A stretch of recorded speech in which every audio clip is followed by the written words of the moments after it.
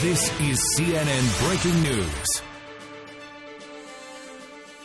2 a.m. here in New York. I'm Paulo Sandoval, where we are closely following breaking news from Caracas, where CNN has witnessed multiple explosions in the Venezuelan capital.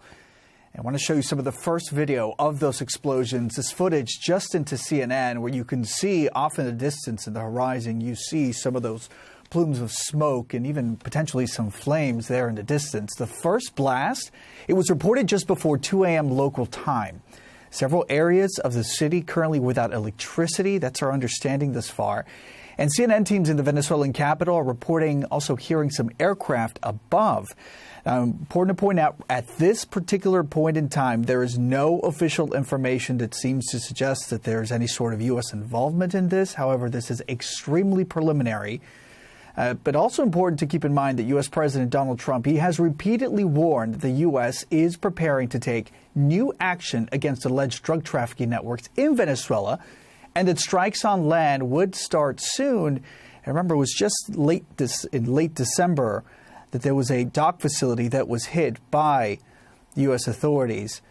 Although it is, again, currently not clear that this was likely, potentially, that there's any possible involvement here in the United States. However, we are continuing to dig, and we're also hearing from those folks on the ground.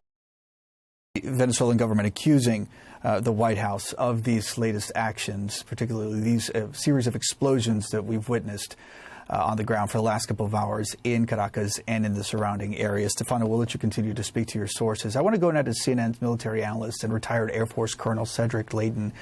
Colonel, it's good to see you at this hour. You and I have discussed this at length. We spoke really less than a week ago about what could be potentially on the horizon. I'm curious what you make of what the Venezuelan government's response was that Stefano just brought us a few moments ago. Their claim that the U.S. government is responsible for this. Yeah, we don't know that right now, Paulo, but it's one of those things where it's not surprising that the Venezuelans have said that, and it is certainly logical that they would think that the U.S. government was responsible for the actions that we've seen so far, and especially when you're talking about blasts in and around the capital like this, probably hitting things like power stations and other installations such as communications nodes and headquarters of some of the military organizations. That at least seems to be what's going on right now. So once we get a clearer picture of what the air picture is. In other words, are aerial assets, conducting these operations, or is this a Tomahawk missile attack, or some combination of these kinds of activities? That will give us a better understanding of exactly what's going on.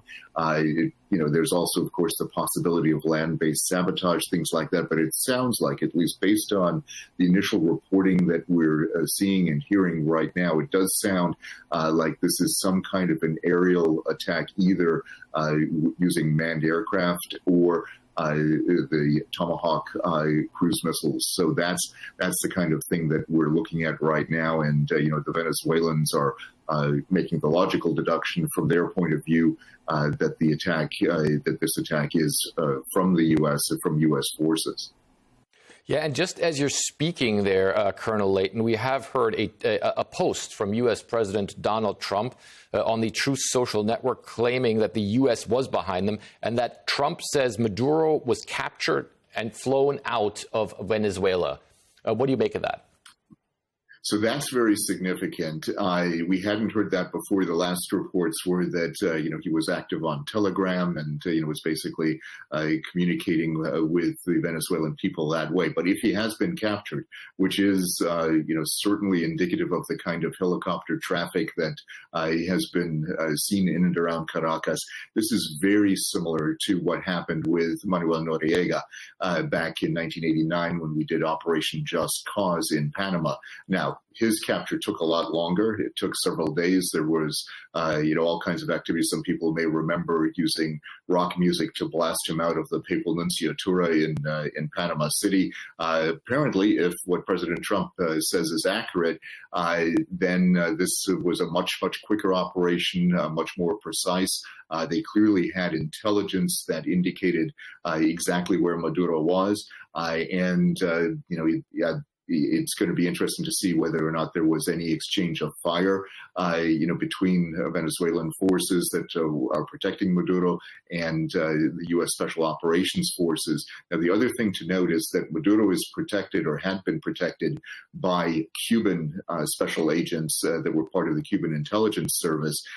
So their role in all of this and how effective they were is going to be something that we also will be studying to see how much of an influence they had and whether or not they just melted away or whether they put up some resistance to this. So this is clearly a very interesting development.